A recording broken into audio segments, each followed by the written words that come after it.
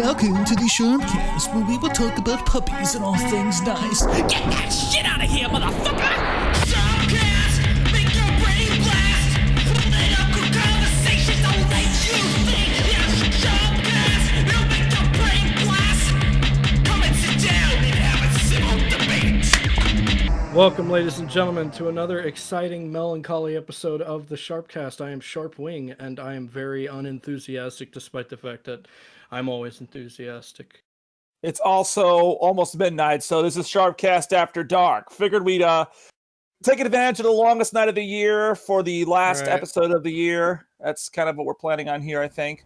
Who's got a strap in their belt for a roll of quarters? Because Daddy's ready for a dance. Okay, yeah. Nobody's getting naked. Now stop it. I was going to say, if we're going to do that, we're going to have to go wake up Scarlet, and I don't think she wants to be disturbed right now, so... I don't want to be doing anything dirty for quarters. Jesus. I just want laundry, damn it. I'm about to say, Gonzo, that's a fat load of shit, you know it. I remember the old days of Radio Molly. Yeah, also, let's be honest here, right? Dollar has value, we give it. So, yeah. Famous meme, right? Everybody's like, no, you can't just print money like that. The government's just like, hey, money printer, go boom. Yeah, well, yeah, that was what we tried in the 2008 financial crisis, and Biden's bringing some of those people back for his administration, so might be doing it again. Anyway, it seems like the only thing that changed that really defined the whole situation was the fact that this time companies that were selling domestic product didn't raise the prices. It just seems like by that one factor we avoided an economic crash. For now. For now. Yeah, we should just make it illegal for them to do that. We'll remain forever stable.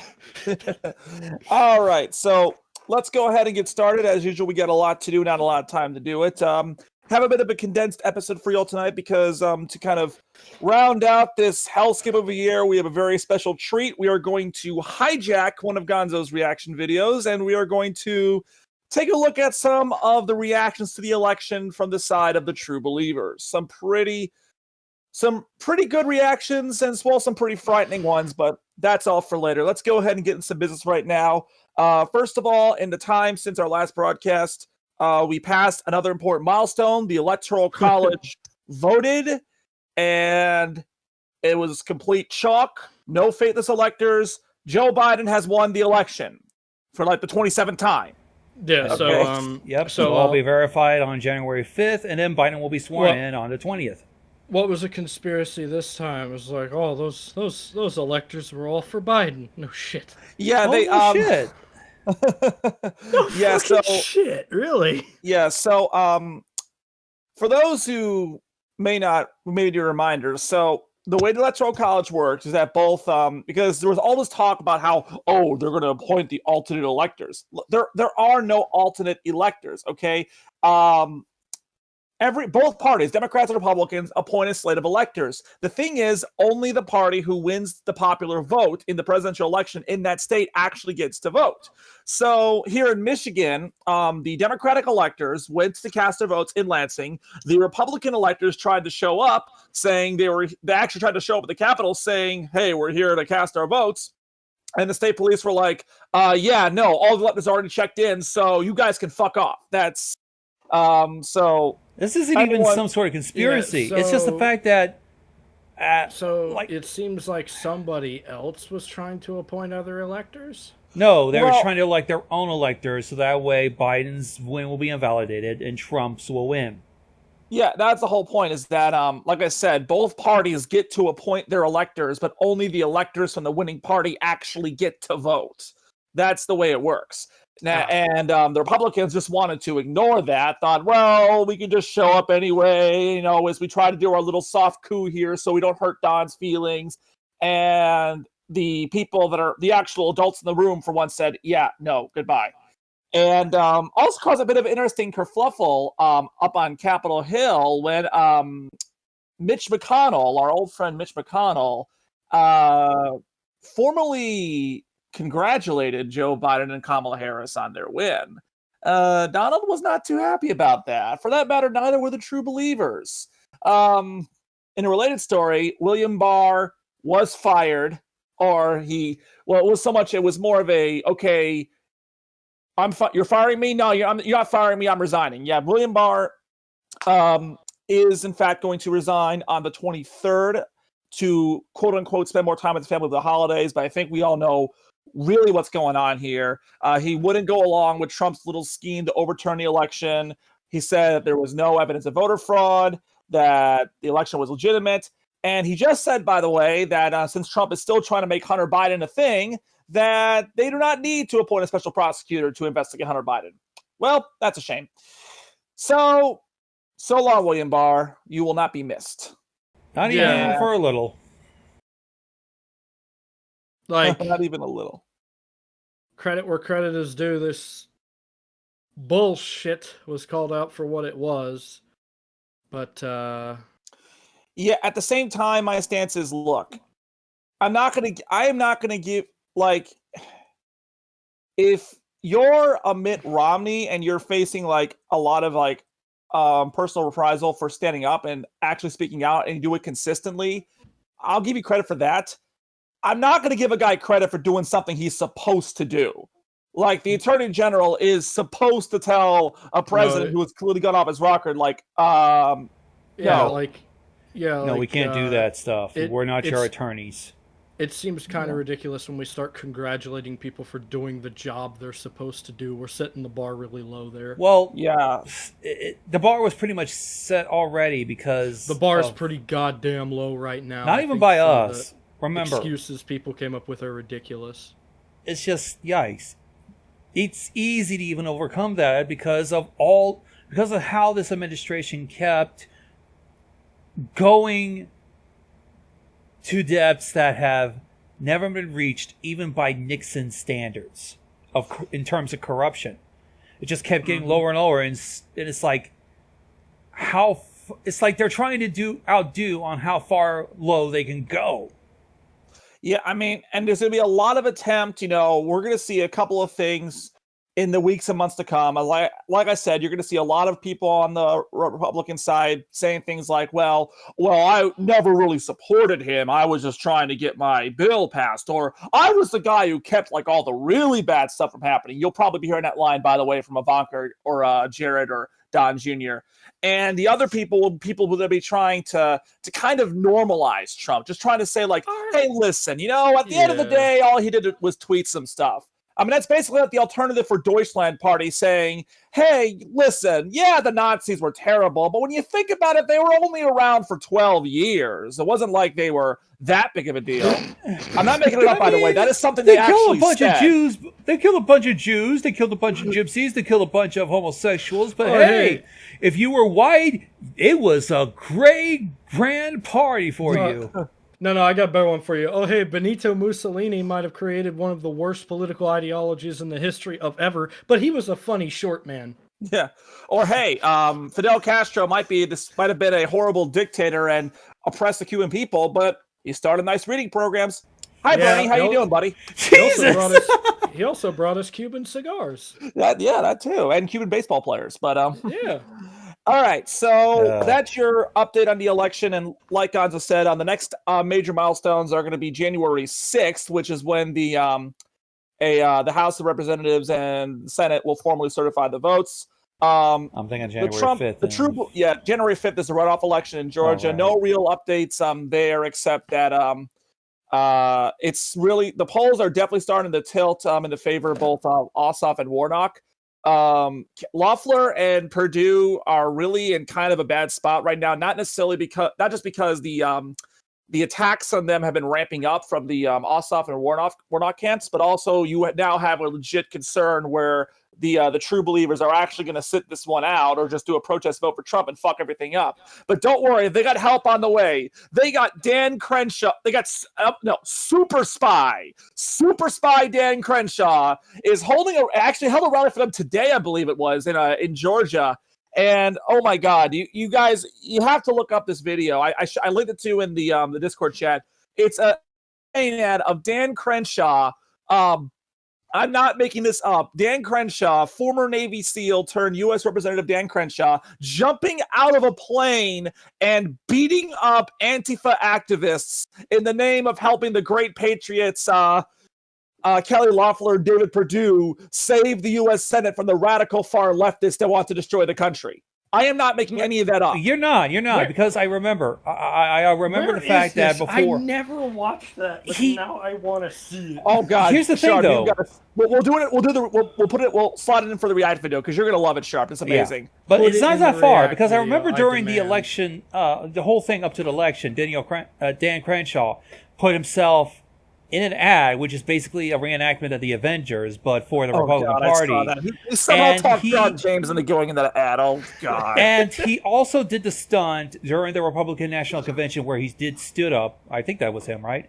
He was in a wheelchair and stood up, right? No, I think it's someone that else. was the other guy. That was the Okay, other never guy. mind then. That was the guy who actually beat the guy that Trump handpicked, and he actually is in a bit of trouble as well. By the way, I forget what it's for, but his name came up in the news.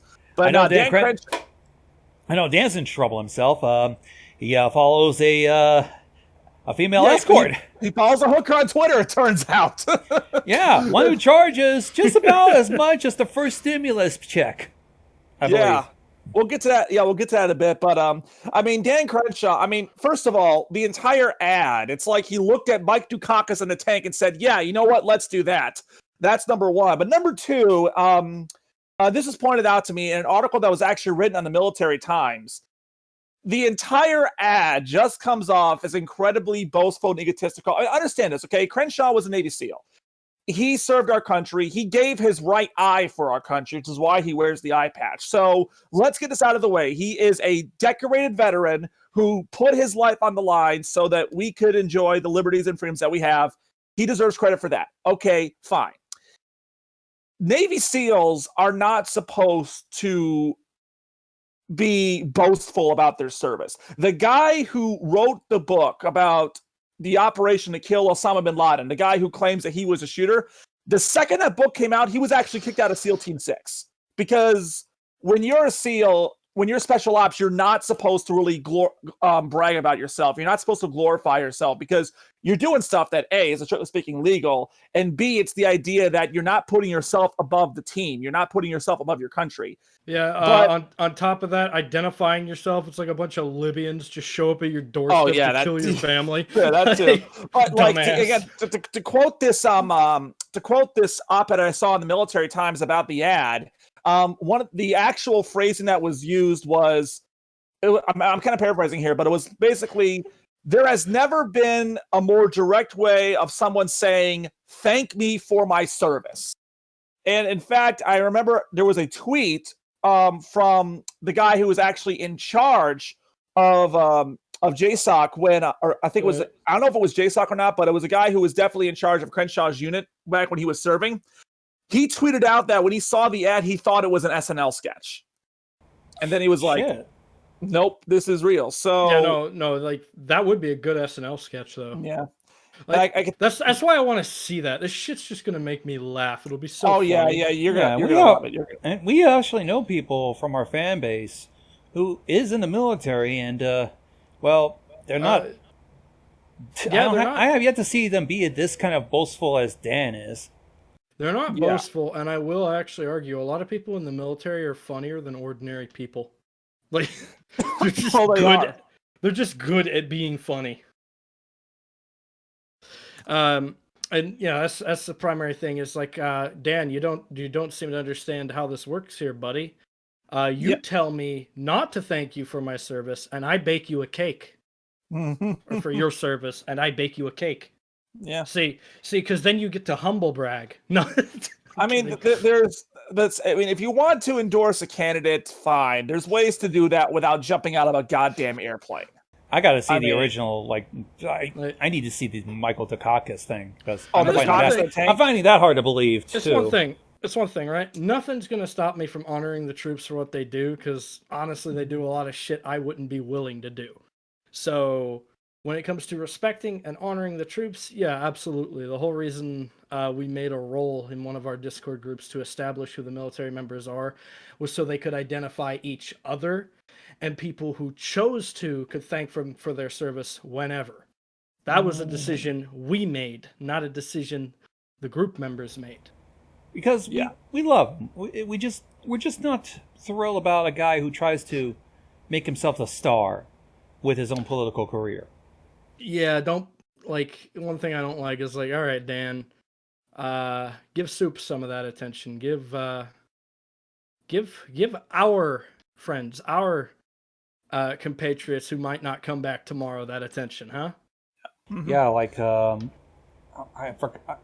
Shit, I forgot who all is part of the military that's in our group. We have quite a few. The military role is still there, actually. I just forgot all the names. I'm sorry. I'll read them. A lot of good names. I can read them off. Yeah. I can. No, I was just trying to recite from memory, which is a bad idea.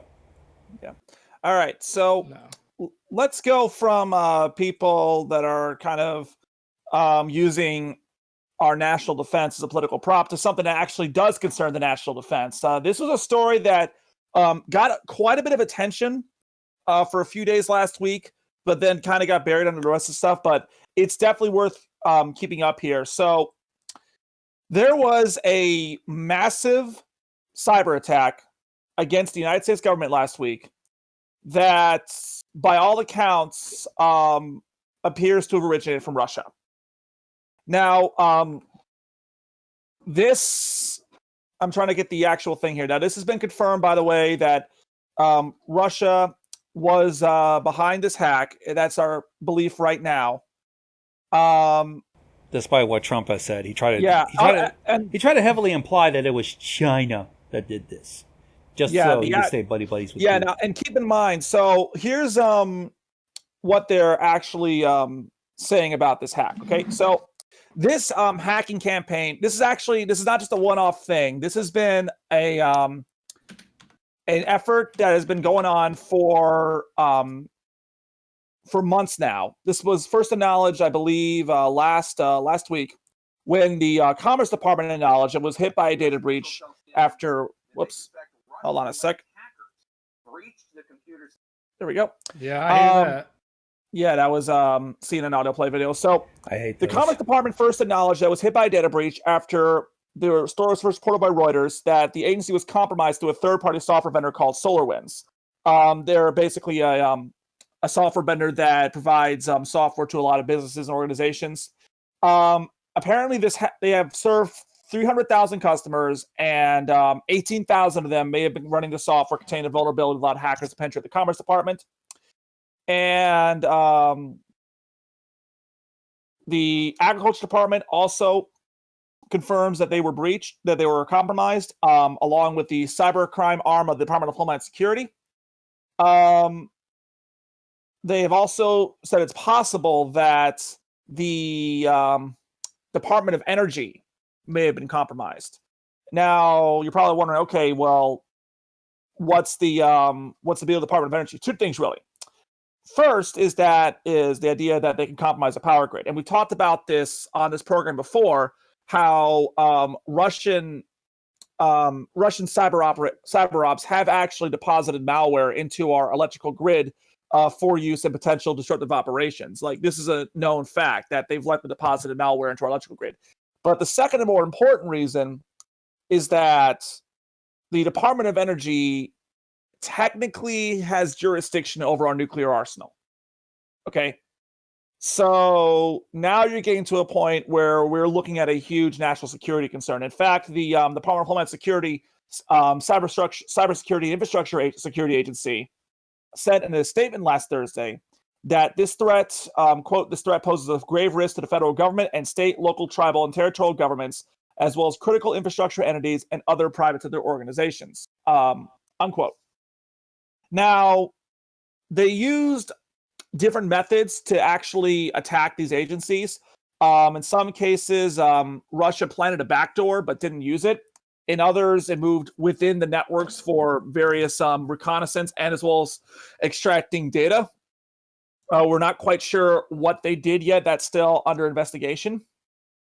But the whole point is that this is definitely a real deal. This is the real deal here, okay? So Russia has now officially moved past, using botnets or Facebook to influence elections. We're looking at active measures now from the Russian Federation. And the fact that even Mike Pompeo came out and said, yeah, Russia did it, is very significant because, as you know, this administration has been reluctant to really cast any blame on Russia for a variety of things. And to kind of go back to what Gon said earlier, Trump put a tweet about it where he said he was, quote unquote, fully briefed on it and everything was under control, and which means everything is not under control. And then he tried to immediately pivot to China. He's like, no, well, it could have been China. We don't know if it was Russia. It could have been China. This is all fake news. It's fake news. It could have been both. What does that matter about getting the problem solved? The thing is, though, at this point, there's literally nothing to suggest it's China. It's Russia. And not only that, China has sadly... My whole point is, right, to the extent of things, we only have to know who's doing it in the matter of national security. In the matter of what's being done about it, that's everyone else's responsibility. For right now, what's happening right now is hopefully there's some patches that are fixing the shit. I'm past the point of caring who did it. I'm asking the question of whether we're going to put a stop to it. Okay, so yeah, that's a very good question. Okay, so this is actually something I asked, someone in another Discord server asked when we were talking about it. It's like, well, why does Russia keep on doing this stuff? Like, why don't people stand up to Russia and tell them, cut this shit out? Is it because people are afraid of Russia? And the answer to that is, in a way, yes. All right, because if you're in Europe, Russia is right there. And I think we've discussed before on this program about how much influence over the European economy that Russia has. A lot of for example, a lot of the oil and natural gas in Europe is supplied by Gazprom, which is the Russian national gas company. And when I say Russian national gas company, I mean that the company is partly controlled by the Russian government itself. Not necessarily because they have an ownership stake in it, although they might, but because of how Russia works. And again, Russia is like a hydra. The military, the intelligence, the oligarchs, the companies, the fucking mafia, and the government are all basically the same thing. And Vladimir Putin, he's got his hands in everything over there. So if Putin wanted to, he could call up Gazprom and say, okay, stop providing oil and natural gas to Europe. And just like that, Europe's cut off. And you got a huge economic crisis there now, and they're in a pretty bad spot. So really since the end of the throughout the Cold War, and even since the end of the Cold War, our allies in Western Europe have kind of relied on us to kind of be a check against Russia. The mediator. Well, not necessarily mediator, but to kind of keep playing the role that we did in the Cold War. I mean, there was a time, like in the early shield. 90s, back when you had Gorbachev and Yeltsin in power, that we honestly thought that, okay, we spent 50 years trying to kill each other, now it's gonna chill and zen. Now along comes Putin, and now it's okay, now we're kind of back into the Cold War relationship now. And so now it comes the question of, okay, so what can we do about this? What can President Biden do about this attack? Because we know Trump's not going to do anything. All right, we know that is not happening. So what can Biden do? Well, he does have a choice. First of all, his pick for his chief of staff, that would be Ron Klain, who we mentioned him before, actually said that the Biden transition team right now is they are looking at options of what to deal with Russia. A couple of those options include sanctions in the form of financial penalties, which is usually what you do. But the other option, and this is actually something I've been advocating for some time now, is to counterattack, to go on the offensive against Russian infrastructure. remember that I said that Get our boys from the internet, them fucking hackers that are paid to test security systems, be like, all right, boys, you're attacking Russia now. yeah, turn the guys at Fort Meade loose. But remember what I said that Russia had planted malware inside our infrastructure? Well, we planted some malware inside Russia's infrastructure as well. And Activate it, start using it. yeah, we can't. basically. I mean, I can't remember if we talked about this on a program or not, but there was an expose by the New York Times last year, a very good expose that talked about what Cyber Command does, what U.S. Cyber Command can do, and they've talked about how they can now not only did they talk about the efforts that Russia is making to go on the offensive against us, but that we were doing the same thing. And that we absolutely have the technology and capability to cause some significant disruptions to Russia's infrastructure through cyber attacks. And more importantly, Cyber Command does not need presidential approval to do it. There's an interesting thought I had, and it was like something that was brought up from World War II, was something people mentioned. Mm-hmm. We actually had American companies that were manufacturing things for like Germany and Italy, and the American government actually got a hold of those few corporations and said, all right, you can still manufacture these things for them, but you're going to sabotage them. In a sense, that is true, but in other cases, the government just kind of stopped allowing people to sell to Germany. Like, for example, the Hindenburg. Yeah. The Hindenburg exploded. Why? Because it was filled with hydrogen. Why was it filled with hydrogen? Because we put a ban on helium exports to Germany after the Nazis came to power. So they couldn't find the helium to fill the Hindenburg, so they had to settle for the next best thing, which was hydrogen, and it worked out okay until it flew over the field in New Jersey, and there was a short circuit or a flare or whatever, and the whole thing blew up. So essentially, just by making like slight business decisions from the United States government, we could wind up causing disasters that would cause these countries millions. Absolutely, yeah, absolutely. And that's actually kind of the reason why sanctions exist. Like, people often ask, okay, what good do sanctions do? What they do is they can cripple an economy. They can cause the Hindenburg disaster. Well, yeah, that's an extreme example, mind you. Okay, Gonzo, you could probably do this at a later point, but the next time somebody asks, what do sanctions do? Just show them like a picture of the Hindenburg disaster. Yeah, we actually did that, says Gonzo. Yeah, I mean, that's an extreme example, but it is not a bad example. It's a powerful example. It's a useful tool for propaganda. Absolutely. Hey. Yeah. Mm-hmm. All right. He's in there yelling. Cut that out. Got to shout-proof the room there, Sharp. So this is why I also lock my doors, by the way, so people can't come in and yell at me, but whatever. Yeah. Anyway, but more practically, sanctions, typically ones that are economic sanctions, they can put pressure on a country's economy, especially if the economy is already struggling, and that can in theory, turn popular support against the presidential administration. Doesn't always work that way, and like see North Korea for a good example, where all the economic sanctions don't really do much to really change people's minds of Kim Jong-un, but that's more of a North Korea thing than a critique on the effectiveness of sanctions.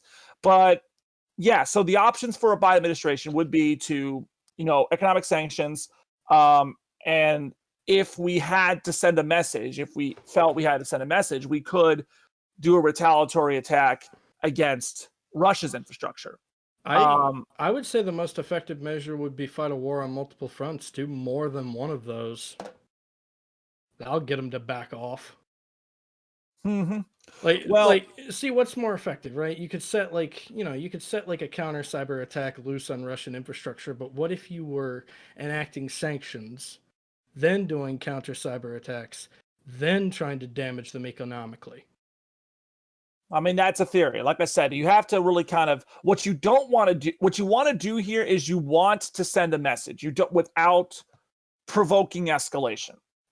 Because what you can't do is you can't start getting into a series of escalating tit for tat against US and Russia and then all of a sudden our entire internet's cut off, and at the same time, hey, look, there's T-90 tanks rolling across the Polish border. So okay, I get it. So it's like the Joker, except we like alter that, and it's just like it's not about revenge.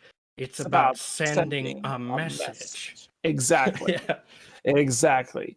And like remember at the at this whole podcast started because Trump decided to blow up an Iranian general. No other reason than to make the poll numbers go in the right direction. Yeah, I wasn't And about sending a message. that was just about, trying to get a rally around the flag effect, which he utterly failed at doing. And next thing you know, we got Iranian rockets attacking U.S. bases and nearly got so it's definitely a tough decision. It's one of the decisions that you get elected to make. But it's certainly going to be a hell of a lot better than what we've been doing lately against Russia, which is nothing. Because you can call it compromise, you can call it a boner, whatever you want. Trump just does not want people talking bad about Russia around him. No one really has any idea why, although all the theories are not good ones, so to speak. Yeah, it's like standing up. The difference between standing up for yourself and being a bully. Let's see, standing up for yourself, you punch them once, they're down, you're done. Bullying is when you torment and pester them over and over again. Mm-hmm. Yeah. Speaking of kicking people while they're down, let's go ahead and get to the second main topic for tonight, which is the response to the coronavirus. So the vaccines are rolling out. The vaccines are coming. You're probably not getting them until February or March, depending on where you're at and what your risk factor is and so on and so forth. But the first people that are getting them are members of the government.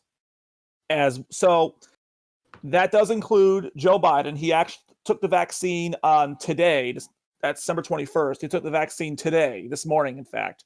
Donald Trump still has not taken the vaccine. Now, granted, he actually got the fucking thing, so maybe he thinks he's immune. I'm sure he thinks he's immune. I wonder how many doses he has been taking so far, that Regeneron thing. Oh, God, yeah. That's a good question. If he's even still on it. That's a good question. I mean, it was really easy to tell that he was on was just going out of his fucking mind. But then he kind of mellowed out. So I don't know. That's a very good question. Maybe this is a very scary thing where we can't even figure out if he's normal or not, or if all of it is just chalked out to medication or due to his own ego. It's very fucking scary. By the way, in case any of you were wondering, HIPAA laws state that when it comes to disclosing a president's medical records, it can't be until 50 years after their death. So we're probably not going to know for sure until like 2080 whether or not Trump had Alzheimer's or just how bad things got at Walter Reed. So stay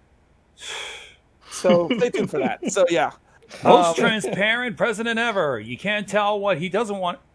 You can't be told what he doesn't want you to learn. You just got to accept whatever he says as facts. Yeah. On the other hand, we're about, I think, 30 years away from Reagan's medical records coming out, so that's something. But then again, I guess that's pretty easy. I mean, Swear to God, he wasn't poisoned Reagan. No, I'm kidding. No. I mean, he wasn't. How do I say this? Reagan did have Alzheimer's. Yeah, and it was pretty evident in certain areas, but I mean, the guy tried. Yeah. Like, it was especially evident in his second term that it wasn't all there, but he was still trying his best to hold it together. It's not like Trump, who is all but checked out of being president right now. He's not even trying to do the fucking job anymore, which is just the most disgraceful thing. I mean, he's still trying to somehow, some way get out of this electoral loss. Just today, he actually has been having Sidney Powell, the Kraken herself, over to the Oval for meetings. And today he had a meeting with her as well as members of the Republican Clown Caucus. These, of course, being our old friends Jim Jordan, Matt Gaetz, Louis Gohmert, and others. Mike Flynn also made an appearance. And apparently both Flynn and Powell tried to convince Trump to enact martial law so they could seize all the voting machines and prove that zombie Hugo Chavez was behind all this. A suggestion that was met with apoplectic rage by all of Trump's other advisors. Well, here's the thing. They do not need to do that. The Business Insider has found a case of voter fraud. Really? Unfortunately, it was for a person who voted for 3 times with 2 dead identities for Trump. Oh, wow. Out How of about- Pennsylvania. Cool. How about that? And that was all for naught because Pennsylvania did go for Biden. Hey, but don't worry, that one didn't happen. Yeah. He voted for me, so it doesn't really count. We're going for all the votes that went towards the sleepy Joe Biden. Which I still find it amazing that like you have 126 Republican members of Congress that want to to declare the election invalid and it's got to be done over. It's like, okay, most of you idiots won in November, so if you want to throw out the election, that means you guys can't be seated when the new Congress starts its session in January. Okay. So Oh no! See, only the presidential election was cheated, not the the down ballot election. It's not like the down battle election was the cleanest in American history. it's not like fucking. It's not like you had to vote several different times for several different fucking levels of government. We're gonna teach you how Idiots. to play bullshit simulator, kids. It's all in one ballot. You don't even have to go straight ticket. You could vote for Joe Biden, but you can keep your Republican politicians. Yeah, not quite how it works, guys. God.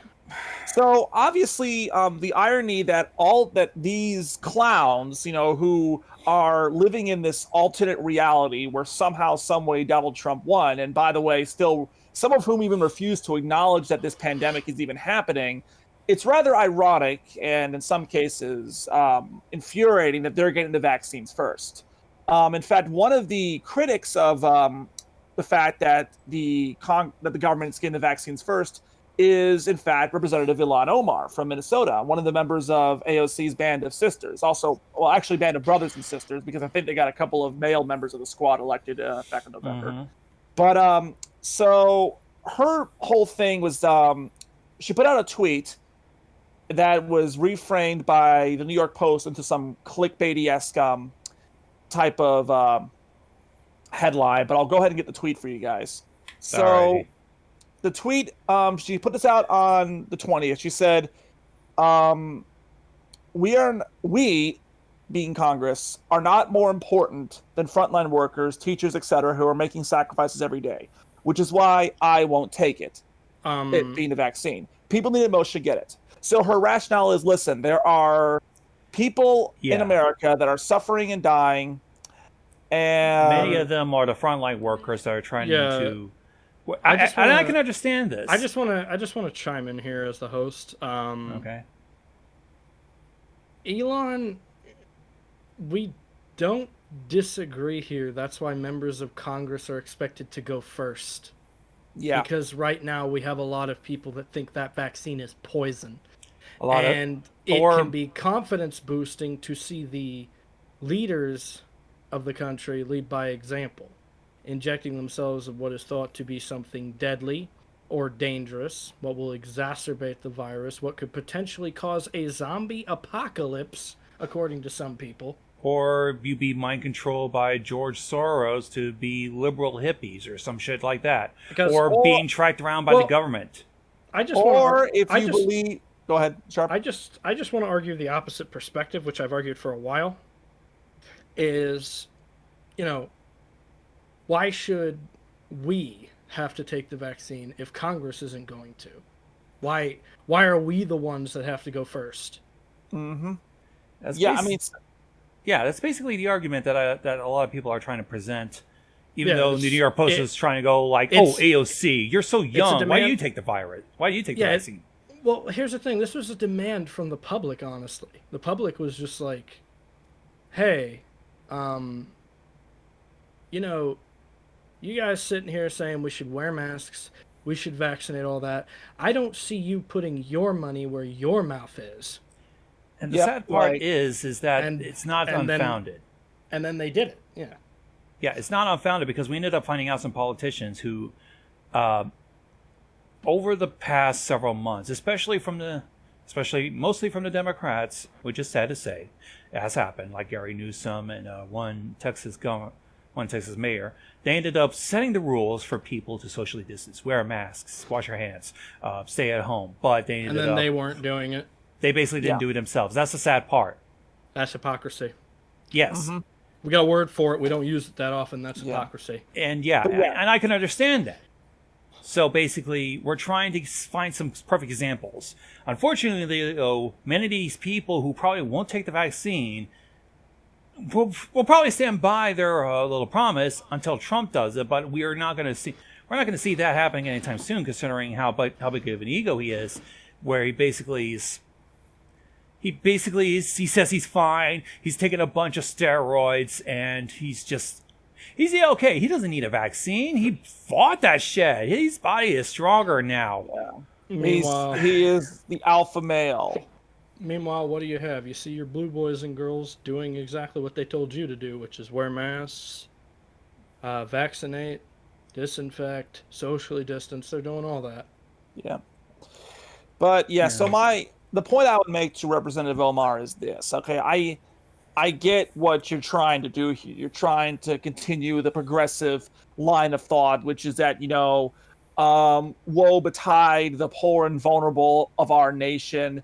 And it's justified in this case because, honestly, if you're below the poverty line right now, you're probably going to be fucked if you catch this thing. Like, let's be honest. Even if you don't die, you're going to have a bad time. I understand it. But my counterpoint is twofold. Is that, one, you're part of the government. Okay, these are the perks that come with the job. Okay, when you're part of the government, when the nukes fall, you're going to get sent to the bunker in Raven's Rock, and you can make all this noise about how all the poor people and New Orleans should get to come here in our vault and everything. And I get that, but you're the leaders of the country. Okay, I'm gonna try to make a plea to the socialists of America. I don't know how this whole thing's gonna work, but y'all want to talk a lot about how the bourgeois do a lot of things at our expense. Okay, so the bourgeois. Who are we talking about when we talk about the bourgeois? Well, we're talking about probably some of the richest people in the country, corporations, corporate-packed congressmen, stuff like that, right? That's what we're talking about when we talk about the bourgeois. Maybe we're even talking about the media, right? Who's talking about the bourgeois' turn to pay the piper? Anybody? Who's talking about the expectation of the bourgeois being held to a certain standard of accountability? That's what I want to know. I wish we knew. We're all talking about how we want to burn down the bourgeois, but then nobody's talking about how they want to hold the bourgeois accountable. Yeah, I mean, I've often said you don't have to start a new country. You can make this one work. You don't have. Yeah. If you want to make America better, you don't have to take every single person in Congress and, I mean, look, okay, so. Are you suggesting taking Congress and shooting him in the back of the head? My point is, I don't need Trump's head on a pike. Him eating a plate of bugs is just fine by me. Yeah. I mean, let me just say this. Let me go on this quick tangent here. I mean, quick tangent. Okay, so one of the open questions regarding the incoming Biden administration is, are they going to prosecute members of this administration if it is determined that they broke the law or they acted in a way that goes against the Constitution of the United States? And the response has been pretty ambiguous. Like, the official word from the Biden transition team is like, look, we really just kind of want everyone to move on from this, which is, I get this, but at the same time, people are saying depending on who he picks for AG, it could happen. I'm one of the people that argues that it would be a grave mistake if there is not a prosecution of some kind of the Trump officials. I'm not just saying it like just prosecuting them because you can. Like, if you can find something that has merit, and you probably can. I mean, look at everything that's happened. Russia, Ukraine, the kids in cages. Hell, the coronavirus pandemic. We're now getting like leaked emails from the CDC where you have people from the Trump White House saying that, listen, we want people to get infected. We want the herd immunity. We want people to get sick. So you can certainly look at that and find something to go with there. I think there does have to be prosecution because first, and people wondering, well, what good would that do? Number one, it'd make people like me feel good. And number two, and more importantly, it would show that there are consequences for engaging in the kind of lawlessness that we saw from this administration, the flagrant disregard for this country's institutions and values and morals and norms. Okay, and I will confess to you all right now that if I was in charge of the Joe Biden inauguration, I would not go for the 91 Soviet coup reenactment scenario that I've been frequently floating out. I would not go for that, actually. What I would do is that while Joe Biden is getting sworn in, I would have Trump and Rudy and Pompeo and Stephen Miller and what the hell, we'll bring back Steve Bannon for this, and Jim Jordan, Matt Gaetz, Devin Nunes, and all of his various, Lindsey Graham, we can't forget Lindsey Graham, and Mitch McConnell, why not? Trump and all of his little sycophants and toadies and everyone, I would make them all march nude down the National Mall in the freezing cold of January. And we'd all get to throw tomatoes at them. Okay? That's what I do. But I can't do such things. So the most I can really hope for is, even if you can't punish them legally, you can punish them politically. And obviously it starts with defeating Kelly Loeffler and David Perdue in Georgia on January 5th. But, going forward, you got to make it clear that we're not just going to let you sit here and tweet us into a fucking world war or something like that, okay? We're going to hold you accountable, okay? So I'm seeing a lot of people on Twitter because we got the stimulus bill passed, okay? Congress did, in fact, pass the stimulus bill, which includes a grand total of $600 for relief, which means that you'll all be able to treat yourself now to a fucking Happy Meal, as well yeah, for in a certain few areas. months. For a few months. as well Hopefully. as some things that have nothing to do with the coronavirus, like a bunch of DMCA restrictions and basically something that can kill off the entire online porn industry. But we'll get to that in a bit. Yeah, those two are definitely ones I want to talk about because they're pretty interesting. We'll get to them in a bit. But my point is that there's a lot of people that are pretty angry at the fact that it's like, what, really? $600? You're going to give us $600? Like, at my new job, I can work all week and I can make $800. And I know in certain areas, $600 doesn't even cover your fucking rent. But here's the thing. Yeah. It's kind of short intentionally because we're hoping that the Georgia runoffs would actually result in the Democrats being able to defeat the Republicans and gain control of the Senate, and hopefully with all the branches of government now democratically aligned, mostly, Biden will be able to push for a bigger stimulus bill that can help us much better than what we're going for now. Yeah, hopefully without some fuckhead from Wisconsin saying, "What about the deficit?" Mm-hmm. Yeah, that does appear to be the thing. Like we talked about this, Biden's cabinet picks does seem like they're definitely going to go in for a Keynesian economics approach to the oncoming economic crisis. So it does look like, if in fact they are able to get a favorable Senate, and that more stimulus bills will be coming. Like that does seem to be what the Biden administration would like to do. But I'm seeing a lot of people. I've lost my faith in things like fiscal conservatism just because it's proven how easily it can be diminished. Like it doesn't seem to have anything strong backing it in this current era, whereas fiscal conservatism died Keynesianism 3 years dirt. ago at least. Like it's still here, and it actually does seem like a viable model going forward. So fiscal conservatism died with the passing of the tax cut bill. Okay, the one major piece of legislation that Trump got passed, and that was not a bill that realistically helps anyone with their taxes except for corporations. Okay, it is crony capitalism in its purest form. I'm not even joking here. Our guy Rick Wilson, he knows lobbyists that were actually in the room when they were writing the text of the bill. Okay, to kind of show you how rotten that whole thing was. Rick Wilson was getting texts from lobbyists who were expressing their pure, unadulterated glee as they were writing the text of this tax bill. By the way, those tax returns were very nice. I appreciated them last year. Hmm. Yeah, I hope you like them because they're not going to be around for that much longer. Like we've talked about this Yeah, before. How that's what kind of sucks. Those were nice while they were around. They were actually very helpful. yeah, Are but we that fucking broke to the point we can't get any tax returns anymore? yeah, and your taxes are about to go right back up, unless of course you happen to have a Fortune 500 company. So good for you. Here's what's dummy fat. Trump's economy only collapsed after he fell out of office. It's Well, fucking hilarious. it's like so I've I made a lot of kind of predictions about 2020 that I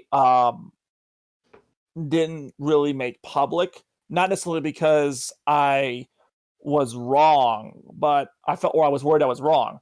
I was more like, man, if I do this, people are just going to want to chase me up a tree and set fire to it because I'm going to be Well, kind of pulling back the curtain and showing the emperor has new clothes. So I've had a feeling for a while that the economy was going to have a rough patch this year. Like I felt that there was going to be a market correction, that the bubble was going to burst, and we were going to have something that wasn't necessarily on the scale of 2008, but it would be in the ballpark. And then some dude in China ate the wrong bat, and things spiraled out of control. And I still remember vividly, watching Trump give that press conference saying, it's okay, it's fine, it's no big deal. And in real time, watching the Dow Jones fall off a fucking cliff. That's when I knew, like, okay, this is it. We're now a 1929 level crisis here. Donald Trump just destroyed this economy in a way that even I couldn't have imagined. Like, I knew it was going to be bad. I didn't think it was going to be this fucking bad. We flat out embraced austerity measures as a whole, which meant deficit spending out the ass, which ironically, funny thing, right? Deficit. What is the deficit? It's like when we pretend it's not there, we no longer owe a debt. Because Well, no one pressed us about that deficit either for the past 4 years. yeah, well, ever since we raised the deficit, the deficit ceiling, it's always been kind of like an afterthought. But yeah, the second we signed that tax bill, the Republican Party gave up any claim to being fiscally conservative. And Yeah. now, after you spend money like a drunken socialist sailor for the better part of 4 years, now that we actually need to give money to people to help them get by because they can't open their businesses on account of the fact that there's a global fucking pandemic. Now, all of a sudden, it's like, whoa, wait a minute, $1,200 for every man, woman, and child in the country? Crazy talk. Helios, I have to press you on this one because now you're going to be challenged for your ideas. Okay. Oh boy. Do you think fiscal conservative is a bad idea for this situation? So, are you about to second guess your own ideology and beliefs you'd had for a long time? So here's the thing. For years, fiscal conservatism didn't mean I think poor people are getting a sweet ride and we got to put a stop to that. That is not what it meant. No, actually right now all it means is what about the national deficit, aka our debt to China. Yeah. For years, fiscal conservatism, it actually meant something. Okay. It didn't mean, oh, I think poor people are getting a sweet ride at my expense. The actual ideology was, look, we got social programs in this country that work just fine. They do their job. However, there are others that don't work as well and are costing way too much money that we could probably spend on things that are a bit more useful. And in theory, fiscal conservatism would mean things like, hey, Department of Defense, maybe we shouldn't be spending billions and billions of dollars on a fighter plane that you guys have fucked 6 ways from Sunday. And by the way, why are we spending like $50 million on hand sanitizer? That's pork barrels for you. And fiscal conservatism, though, whenever someone goes to DC, talk about how, oh, we're going to trim the fat, we're going to cut wasteful spending, we're going to rein in deficit and everything, it's always been, at least in the modern times, it's been a big fat lie. Okay, everyone says those things. No one actually does them, because when you get there, you find out, oh, hey, wait a minute, that money is actually going toward a program that's people in my district are really benefiting for. So we can't. It's like the mindset. Like my old job, I worked out in a very rural area, and one of my coworkers pointed out to me the rich irony of the fact that it was a very Republican area, and people there were always like, well, we gotta stop wasteful spending. We got to end these social programs, end entitlements. A lot of the people who were calling for the end of entitlements were more than likely getting benefits from those very same entitlements. So, I mean, there's a reason like Medicare and Medicaid are just things that you don't really try to touch. Like Trump tried to kind of get into that to help pay for the border wall, and amazingly, nobody but the Lincoln Project even called him out on it. I mean, What I don't get, doesn't really matter now, but still. what I don't get is why people actively benefiting from those programs constantly tried to cut those programs. So, there's a variety of reasons why, like, especially out in the country, like there is kind of like this and you might be able to speak to this, Sharp, but there's definitely like in rural areas this kind of cultural mindset that you shouldn't ask for handouts. Help anyone ever decides to help you. Oh, that's just socialism. Yeah, basically, yeah. It's like, you should. And yet, what we will wind up doing is having pseudo garage sales, or even selling some of our own guns and shit to make ends meet. Yeah. And somehow, like when you sell something, oh, well, that's just me earning my money. But when you get offered a gift, you're supposed to refuse it. Mm-hmm.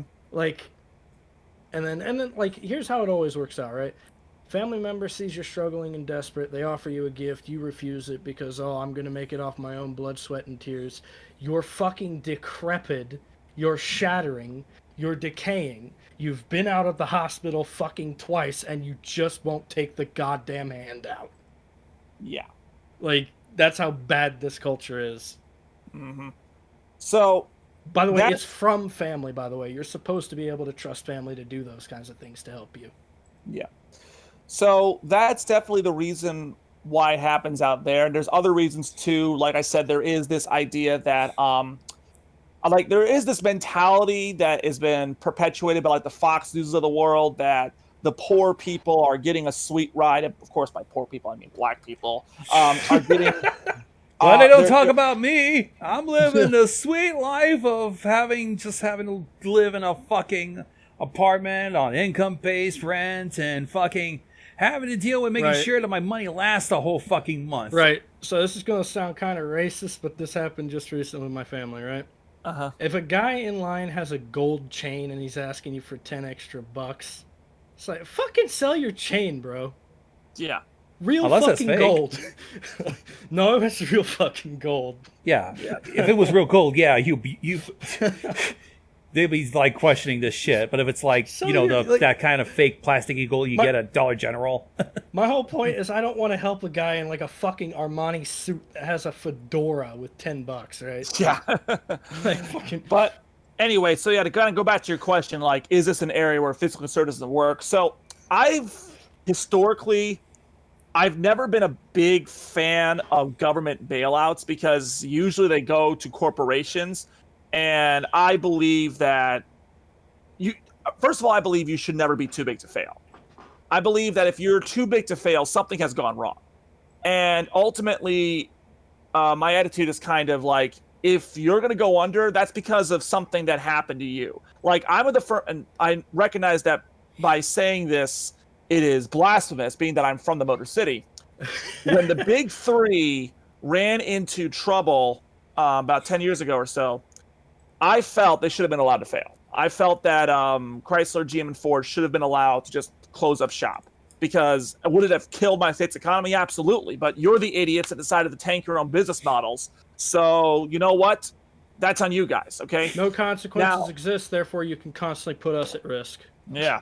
Now, with all that said, when it comes to this particular situation, this is a very, very extreme situation. People are losing their businesses not because of anything they did necessarily. They're losing their businesses because it's not safe to run them, or at least the people in charge of deciding that have decided it's not safe to run them. And then let's not forget, none of these businesses really closed down by choice. Many of them were made to close. Yeah. So then what does the public come back with? With, you took our jobs, you got to pay the piper. Like, and that's fair, actually. This is the one situation where I'll say austerity spending as a demand is fair. Yeah, because I didn't get rid of my job. Like, it's like it's like people. It's always the people say, you know, oh, you just want to keep. Whenever you say that, hey, listen, I think we got to keep things on lockdown until we're able to actually get a handle on this virus, and hopefully we're only a few months away from getting a handle on this thing. The retort is always, oh, you want to crash the economy. To which, what is wrong with this fucking rhetoric in saying the people that fucked us should be made to unfuck us? Yeah. So like, we should make them do it. Like, this ain't asking politely for the assholes that fucked you to help. This is going, I will put a fucking bullet in between your rib cage if you don't help. But yeah, I've had this conversation with people. Like, there are two ways to look at how to manage the pandemic in regards to the lockdowns. Okay, the first is, if the virus is still containable, then every case avoided matters. And the second way is, if we're all basically fucked, then ultimately it's not going to matter, because it doesn't, like, and I firmly believe that we are in the latter category, because, well, we just had 300,000 people die of this thing. 300,000 people dying tends to be a pretty big economic depressor. Like, even if you were to open everything up right now, maybe for like a couple of weeks, everyone would just be so eager to get back to normal because everyone's so cooped up and stir crazy. It's like, oh my God, we got to get over this. And then you're going to see the number of cases pile up, the number of deaths pile up, and eventually it'll get to a point where it's like, you know what? Fuck this. Going back inside. By the way, I'm past the point of charity, right? It's not about money. It's about sending a message. If anything bad or tragic were to happen to the people who have opened their big fat mouths over the course of all this, you won't hear me talking about or condemning it at all. I've just run out of patience with some of the shit these people are saying. But yeah, so this is a situation where it's like, well, wait, you want to close everything down? The economy's going to tank. And it's like, yeah, the economy is going to tank, which is why in this particular instance, we need to give these people money so they can go on living and therefore be able to get back on their feet when all is said and done. What about my yacht? What about my yacht, Helios? What about my yacht, Helios, and my Armenian prostitutes? Like, come on, man. First of all, what about my butler's butler? About to say, first of all, someone of Armenian heritage, I find that kind of offensive. That's number one. Exactly. Oh, Jesus. That's I had a conversation with a friend of mine the other day. Actually, just today. Actually, well, it's after midnight now, so it's yesterday. But they're like, I was talking about how. So I'm glad you find that offensive, Helios. Let the hate flow. But no, so through you. I was having this conversation, and I was talking about how Jupiter and Saturn are in conjunction right now, and they look. If you were to look at them in the night sky, they're very close. They look almost like they're one star, and this is actually one of the theories as to the origin of the Christmas star, was that it was a conjunction of these two planets. And I was talking to my friend about how my birthday is actually coming up on Thursday, December 24th. And when my parents were driving me to the hospital, this is very true, by the way. My parents were driving to the hospital in the middle of a freaking blizzard. They looked up and they saw the planet Venus guiding them to the hospital as if it was the freaking Christmas star. And so my friend's like, oh, are you trying to say you're Jesus Christ? I'm like, well, I'm not trying to say I'm Jesus Christ, but I was born December 24th and I had the Christmas star guiding my parents to the hospital. And my friend was like, well, wait a minute, you're more East Coast than Middle Eastern. And I said, excuse me, I'm of Armenian heritage, so fuck you. Armenian heritage. Take that shit baby. and eat it and die. Yeah, I got randomly searched in an airport once, so yeah, I can claim I'm my whole fucking point to this is people really should be offended because to the more elite of our society, people in other countries are just a commodity to be bought and sold. Yeah, I Sorry mean- for the truth. Yeah, people couldn't. I'm willing to bet that most people probably couldn't pinpoint Armenia on a map. But don't worry, President Helios is going to make sure that happened because President Helios is making sure that we officially recognize the genocide. Like we're doing that. So I also do want to establish like a little bit of an olive branch when it comes to speech. I don't think the fact that you offend people should be banned. I think what should be brought into question is why you chose to offend people. Like, because the point I brought up is still a fucking good one, and I will stand by it. Is I am glad you are offended by that. It was supposed to be offensive. It's supposed to be a bad thing. Like, yeah. Yeah. Anyway, speaking of potential bad things, let's go ahead and get to the final thing I want to mention tonight, which is some of the pork that got added to this the stimulus bill, which is giving us all a grand total of $600. Is it kosher? No, it's not. This is very very unkosher. So, Oh boy. an amendment was snuck in by Ben Sass and Jeff Merkley that essentially would make it very, very difficult. It would put a lot of. I mean, you guys, for those of you who go on Pornhub, and let's face it, you all go on Pornhub. You may have noticed that there was a lot. All the unverified content of that site is now gone. And the reason is because a New York Times reporter ran a story about unverified content, and apparently there was some child porn was involved in there. I don't know if there was actually child porn on the site or if they made this hypothetical, like, well, in theory, someone could upload child porn. But the end result is that the site admins of Pornhub panicked and they took all unverified content off the site. Yeah, I know there was like these ideas being passed around for a while that the porn industry has like a lot to do with sex trade, which the sex trade is much more on the negative side of things. Now, Pornhub has come out to say that all of the verified members on their site are people that have factually been given consent and are of age in their state of province, in their countries, and that they have not sold any child pornography, any pornography made from a sex trade victim. Yeah, but that's not enough, is it? So basically, Yes, obviously it's not enough. So essentially now, you made a law requiring what they were already doing to be done, and then some. Well, they attached it. So this amendment was attached to the stimulus bill as pork. For those that don't know, pork barrel spending. For those that don't know, pork barrel legislation are ancillary amendments that get attached to a major piece of legislation that often have nothing to do with the legislation itself. It's just something that will help out a particular Congress member and their district, or fill up a particular pet project. So I think the Simpsons had an episode about that kind of stuff. Yeah. By the way, another reason why if anything happens, you won't hear me mourning. Yeah. So this particular amendment would put a lot of restrictions, stipulations on adult platforms across the internet, and I'm going to read them off for you now. So this amendment would, if it becomes a law, and it very well just might, it will require any user uploading a video to the platform to verify their identity. It would require any user uploading a video to the platform also upload a signed consent form for every individual appearing in the video. It would create a private right of action against an uploader who uploads a pornographic image without the consent of an individual featured in the image. This is basically revenge porn. It would require platforms hosting pornography to include a notice or banner on the website instructing how an individual can request removal of a video if an individual has not consented to it being uploaded on the platform. It would prohibit video downloads from these platforms to be in place within 3 months of enactment of this legislation. It would require platforms hosting pornography offer a 24-hour hotline staffed by the platform. Individuals who contact the hotline can request removal of a video that has been distributed without their consent. It would require removal of flagged videos as quickly as possible, but not to exceed 2 hours.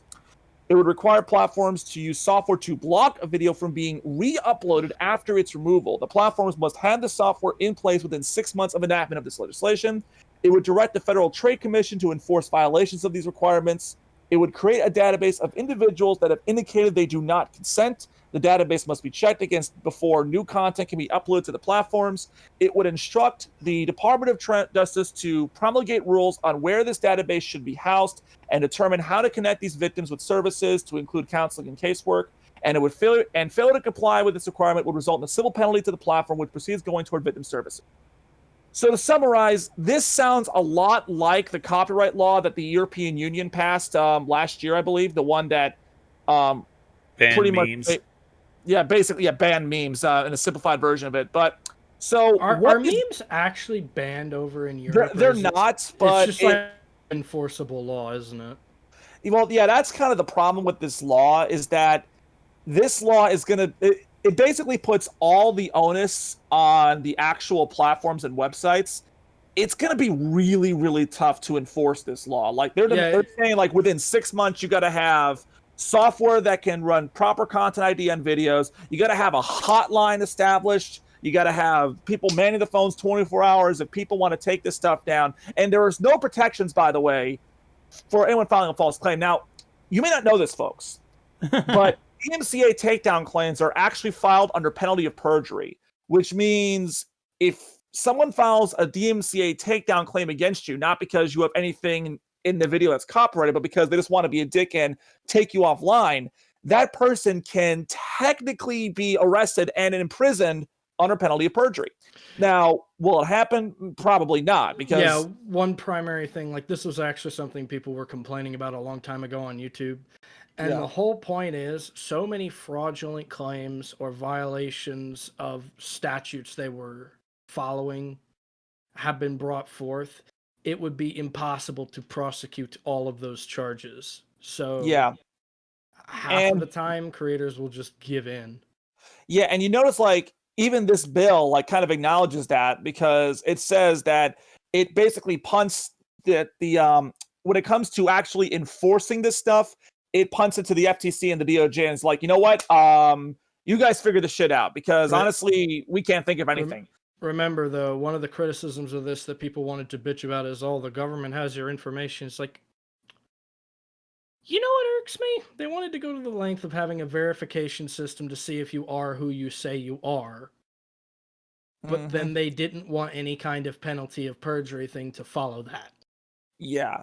And then the primary thing we're bitching about is if illegal immigrants get caught in this system. I just want to point that out. Yeah, that's definitely a problem. Like, it's definitely a problem. But let's say you get, like, information that there are, like, 12,000 illegal immigrants in your database. That's a lot of people to go get. Like, in theory, is Border Customs going to be able to carry that out? Probably not. And we're talking about exacerbating that to, like, the size of, like let's say, it's only like 1/4 of the entire user base, or the pornography user base is undocumented. That's still a lot of people, judging by how much porn is downloaded and uploaded a day. Oh god, hold on. What's up? Oh shit. Sneeze. But unfortunately, it just went away from me. Son of a bitch. It's actually my same reason how I criticized that whole DMCA thing they tried to pass, and twice now. I'm just trying to say, you're trying to go for a double whammy on prohibition, aren't you? Yeah, it definitely. The other thing about this bill that concerns me is the whole idea where if you upload a video, you have to upload a signed consent form requiring every individual appearing in the video. That sounds like a pretty decent idea. Everyone cross the T's, dots the I's, so you have documentation, the video's legit, everything's peachy. What does this mean for people that like to do live streams? Like, if you're going to do a live stream over Pornhub Live or whatever, how exactly are you going to upload a consent form? Are you going to have to upload a consent form saying that you, like, if you're on a live stream and you're showing up? I did have a theory on that, but under law, we actually do have consent statutes that says video of plaintiff giving consent still classifies as consent. And Yeah. though it's not in this particular law, other laws in the past that have set precedent may qualify it. So I think the way they're going to try and remedy that is just by saying, I am XYZ and I give consent Perhaps, or just a on little your disclaimer on your at the stream. start. That will probably be enough to satisfy the law. I got Yeah. an Why- even bigger question. Here's why though. I say that. We're at a point where text messages saying you're going to pay somebody back a particular amount of money counts as a debt, counts as a legal contract. So the courts seem to be advancing pretty well and pretty quickly. The laws are lagging behind the courts, ironically. Yeah. Well, it's because it takes a little bit longer to change a law than it is for a judge. A judge should just be like, okay, well, this is what I'm going to do from now on because I'm a judge. I arbitrate the laws. This is how it's going to be done. I got a bigger question though, because I've got a whole fucking server that runs on this kind of porn bullshit. How are you gonna get consent waivers and shit for characters that doesn't even fucking exist? That's the $1 billion question. I mean, I don't know. That's why I wonder if drawn porn or animation porn will even be included in this bill, or if this is just one of those "we'll get to that bridge when we cross it" type things. Oh, I think there's whatever this kind of legislation has ever come up in Congress, that type of pornographic artwork has rarely, if ever, been mentioned in the past because it just wasn't considered widespread enough that people really thought it was a big deal. But now it's a like, massive ass yeah. booming Now it's industry like, that's flooding listen, Twitter. it's like, listen, there's no way we could ever really enforce this or in a way that people would actually, without doing stuff that at the very least would come across as being very illiberal, if not outright constitutional, because now you're getting into a potential First Amendment violation here. Yeah, the right because to like, be able to, or hell, well, that's the thing. Whether we shit. consider pornography kosher or not. Thank you, Hugh Hefner. We've had many situations where we have established that the creation of pornographic works is in fact not prostitution and is a form of human expression. Thank you, Hugh Hefner. and also, come to think of it, people have built a good career about this. I mean, the gossip work industry is thriving, and a lot of the, like, that's another thing we have to consider too. A lot of these porn stars and porn industries have the money to counter lobby against these bills. They have the money to meet arbitration. They have the money to challenge these lawsuits. So capital is certainly a serious thing when it comes to determining laws. I was about to also bring up the fact that many of the small-time artists, their livelihoods count on getting commissioned to do not safe for work art. I mean, what's going to happen? You're just going to go, well, I'm just not going to go to court, and then like 25,000 other people are just like, I'm just not going to go to court. They're going to order summons for all those people that were just drawing pictures. Yeah, that's It's going to be like prohibition with that too, because remember, there were so many people being brought up on whiskey charges to the point the judge is just like, I'm not fucking dealing with this. And just let them all off with either a minor fine or just let them go.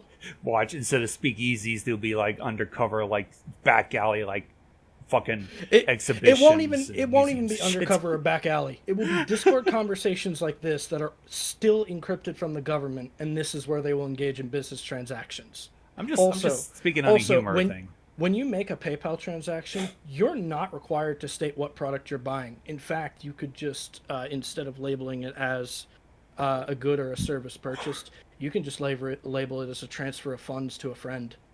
I do that, by the way. You just simply use the donation button. I basically use a No PayPal.me link, that way it just... No punishment has come my way, by the way, just for saying, oh, hey, I'm just giving my friend this money, when actually I was paying for a service. Like, yeah, somebody paid me $13 to read a smut fic. I did that just to avoid the extra arbitration tax, and nothing, because you know why? That charge is personally on PayPal's end. They want to terminate my PayPal, they can, but I am one voice in the sea of billions. They are not going to hear the fact that I've said this unless I become popular. In which case, I'll just make another fucking PayPal. By the way, everybody's like scared of TOS when it comes to like PayPal and Patreon and stuff like that. But it's like, if you're smart enough and you seize your funds from the site before they terminate your account, you can just go and make another account. And it's going to take time before they find you again. Like, did people think about that too? Any TOS we disagree with, we could just keep making accounts over and over again and fucking wear them down. Like, that's why these TOS are shit too. What is to stop us from just saying, yeah, I agreed to those TOS, but fuck you, you can't prosecute me for it. Which they can't. You know, they can't prosecute you for violating TOS. some of these Did you know TOSs that? are just ridiculous. Like, I don't know if it's still there, but at one point in time, the TOS for iTunes explicitly stated that you were not to use the software in the development of weapons of mass destruction. Like, who is using iTunes to build a bomb? Saddam Hussein. Or maybe us. We'll just be taking a whole bunch of... We'll develop a weapon that somehow just plays Flight of the Valkyries over enemy territory, and just like they did in Nam. Or, well, basically a more modern version of that. I just want to say this because I think the public needs to be informed about it. You violate the TOS as a person who's not a content creator or as a person who's not making an income off of the site. What do you lose? One account of like the 20 other sock puppets you had? I wish I had sock puppets. Like, TOS don't mean shit to a lot of people. I mean, how many Trump supporters will probably just go about, right? They're not like serious content creators, a lot of Trump supporters, right? So how many of those Trump supporters just went and made another account the second they were banned from Twitter? Well, they're all gone now. They're all gone to now they've gone to Parler, but let's put two and two together with our big boy brains, right? What were they doing before then? They probably just had like 24 different sock puppets, right? Like, so was it effective? All these, like, you know, progressive / left-wing anti-Nazi people want to sit here talk about how effective it is to ban people. I just pointed out how you can defy TOS, and it's really fucking simple. And people still want to sit there like they've actually done anything effective. What you've done, essentially, is the equivalent of prohibition. You sound like Wheeler talking about how effective prohibition was. And there's just a guy right there. I remember, right? I think there was a governor in the United States of America that flat out said, watch this. Took a bottle of whiskey, drank it directly in front of a police officer and said, are you going to arrest me? And the cop just told him, no. That guy has some balls. I would love to meet this guy. It was to prove no cop is enforcing prohibition, and he was right. It was a thing. That wasn't a ballsy move. That was knowing the facts. He knew before he even took a sip, he wasn't going to be brought before a judge. He wasn't going to be prosecuted because the cops already have their hands full. That's not stupidity. That's genius. Yeah. Still pretty ballsy, though. You're not going to convince me otherwise. If you want to prove it, if you want to prove a truth, you take the risk, right? Like, yeah. So what's the proof Sharpling's trying to prove, right? What's the truth Sharpling's trying to prove here, right? Unless you're a content creator that depends on this shit for income, TOS or whatever law they try to establish ain't gonna mean jack shit. The only people affected are the people that make, create, and sell. That's the big irony here. Yeah. Funny how that works, right?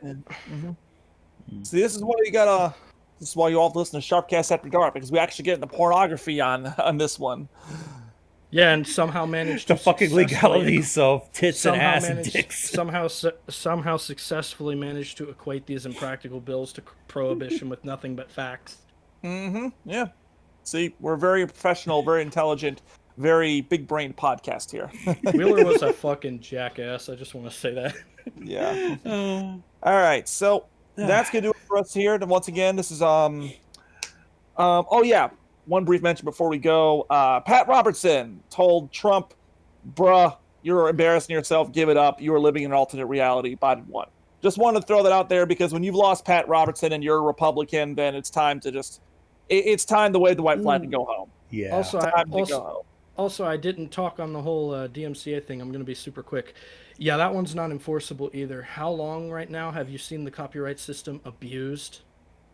And how many people a day get fraudulent copyright claims, content creator or no?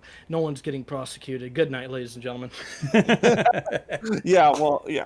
Now watch us all get hauled before the judge for saying this kind of stuff or whatever. I don't know. We aren't say using you're- any copyrighted I'll say- material here. We have our own shit.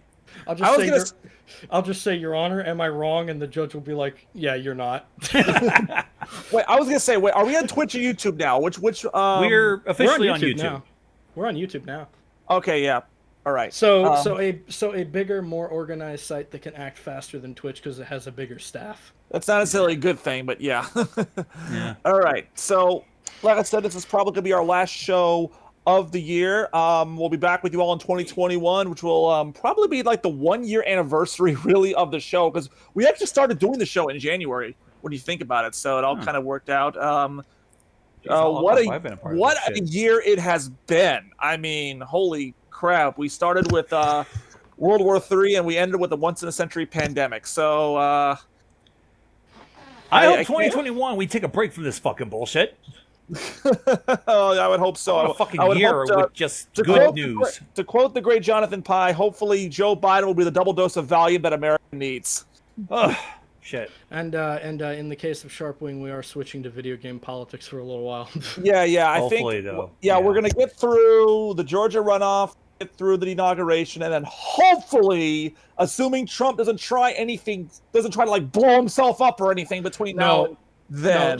No, see, it doesn't matter if he does, because I am officially establishing a memorandum here. That's moratorium. Moratorium on Trump. We're going to smother the flame instead of trying to pour more gas on it. I know, we will.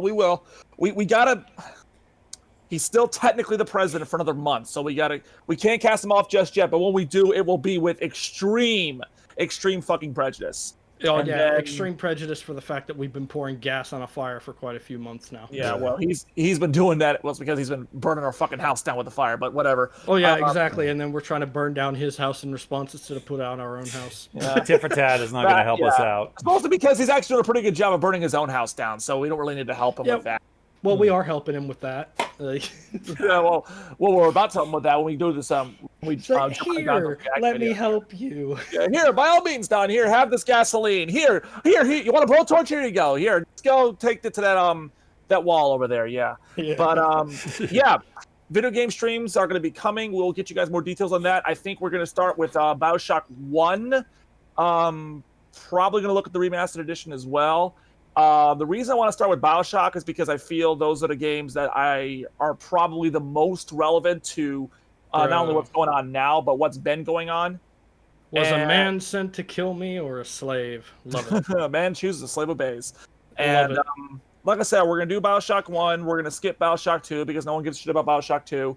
BioShock Infinite. And then, No doubt, BioShock Infinite. yeah, and then we're probably going to do Deus Ex from Human Revolution to Mankind Divided. Maybe the original Deus Ex as well. At the end of it, I'm not quite sure on that. And my hope is at that time, Cyberpunk will be optimized enough and I'll have enough of a handle on it because, like I said last time, Cyberpunk doesn't really have a message. It's just mostly like background and flavor text, but there are a couple of things there that I think can be gleaned in the sense of what certain attitudes, like Cyberpunk itself is very much evoking the Blade Runner era cyberpunk genre and all the various social attitudes at the time. So I think it's a great historical look back in that sense. I don't really know right now what's going to apply that much to current events. I don't think it will, but there's still things that we can talk about in that regard. Oh yeah. And if you guys like it that much, we'll do some more. And if I can't find any overly political games to talk about, maybe I'll just play like through Fallout 3 or something, or Fallout 4, and we'll see how that goes. Or New Vegas even, because I've never actually finished New Vegas. I should probably do that at some point in time. New Vegas, pretty good. Actually. Yeah. All right. All right. So There's a lot of shit in there about Hegel. So yeah, you'll be interested. yeah. All right. So that's gonna do it for us. Thank you all for joining us throughout this hellscape of a year. And we will see you all in the new year. Let's just hope let's hope it was better than this one, because it would have to try very, very hard to be worse think we want to see worse. We want to see better. We want to see better.